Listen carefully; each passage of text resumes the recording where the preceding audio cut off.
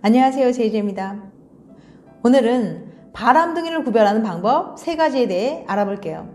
그럼 바로 시작할게요.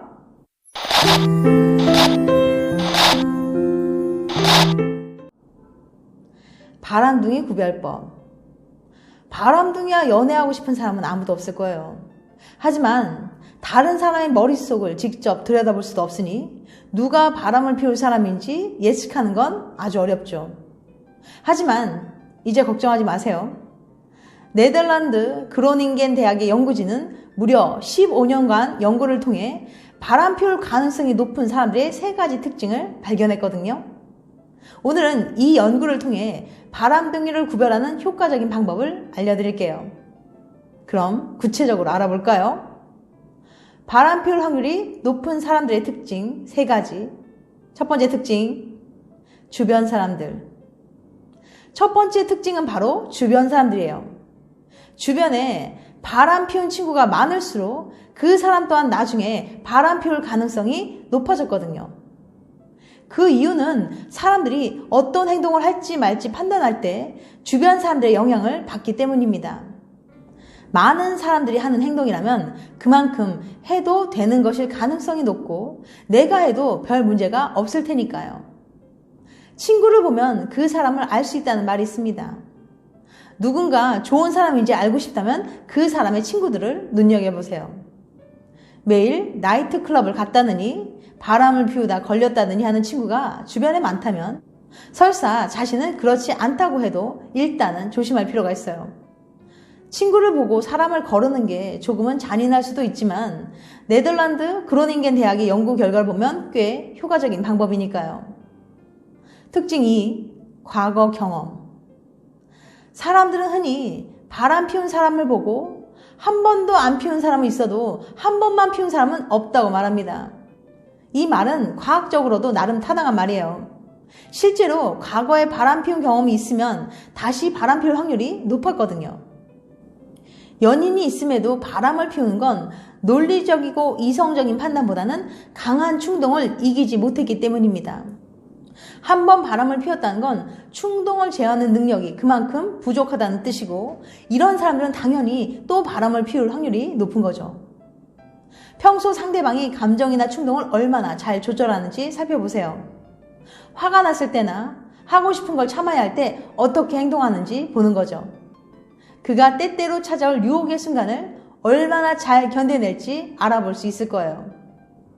3번째 특징, 바람에 대한 태도.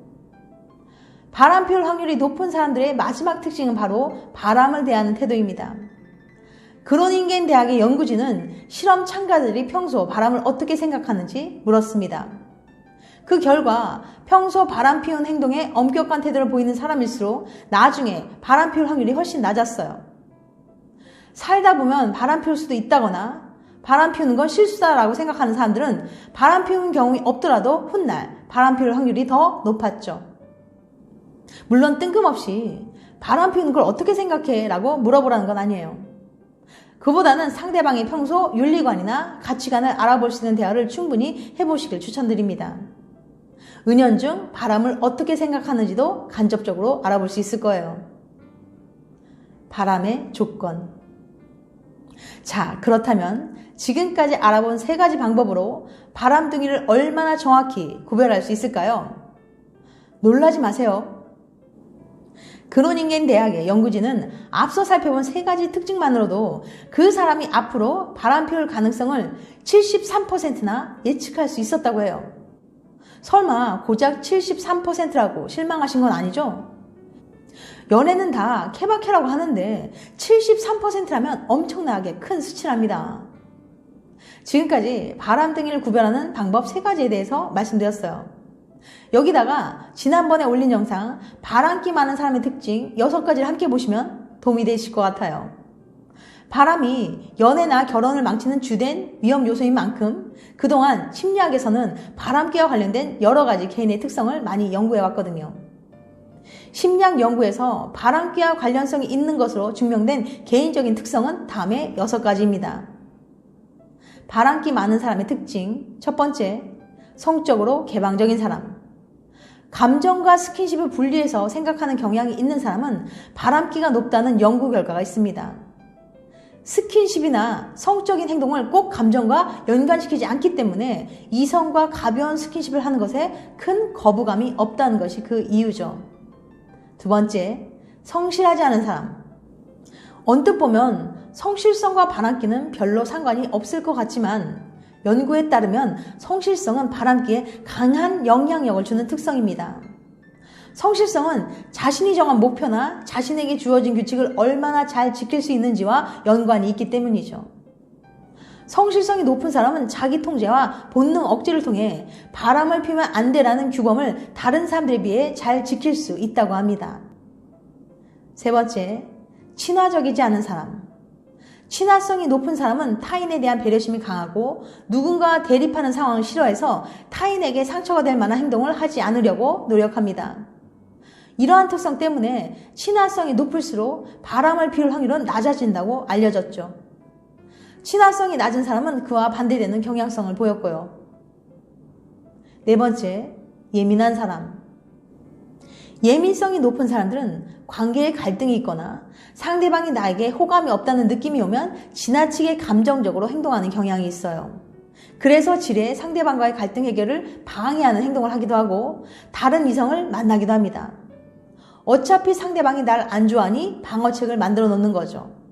이 때문에 예민한 사람일수록 바람 피울 가능성이 높아지는 것으로 알려져 있습니다.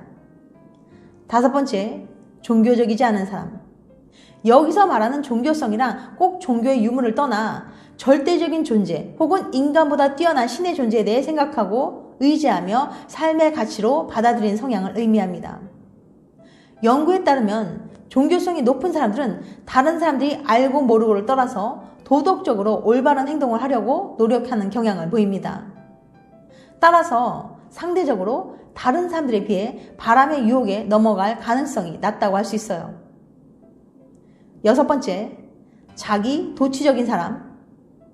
자기 도취성은 쉽게 말해 자신이 다른 사람들에 비해 더 잘났다고 여기는 특성인데요. 자기 도취성이 높은 사람은 자신감이 넘치고 다른 이성들도 자신을 좋아한다고 여기기 때문에 쉽게 이성에게 접근하곤 합니다. 이런 사람들은 자기애가 넘쳐서 자신이 얼마나 사랑스러운 존재인지 아주 잘 알고 있을 뿐만 아니라 한 사람의 사랑만으로는 부족하다고 여겨서 모든 사람에게 사랑을 받으려고 합니다. 그렇게 사람들에게 사랑을 받을 때 자기 도취성이 높은 사람들은 자신의 존재를 인정받는 것 같은 느낌을 받는다고 해요. 이 때문에 보통 사람들에 비해 바람을 피울 확률이 상대적으로 높다고 할 수 있어요. 물론 이런 6가지 특성만 가지고 이 사람은 반드시 바람을 피운다거나 절대 바람을 안 피운다고 말할 수는 없어요. 하지만 주변 상황이나 유혹에 취약한 개인적인 특성을 알면 바람을 예방하는 데 도움이 될 수 있다고 생각해요. 다음에는 더 재밌고 유익한 영상으로 찾아뵐게요. 끝까지 시청해 주셔서 감사합니다. 다음에 또 봬요. 안녕.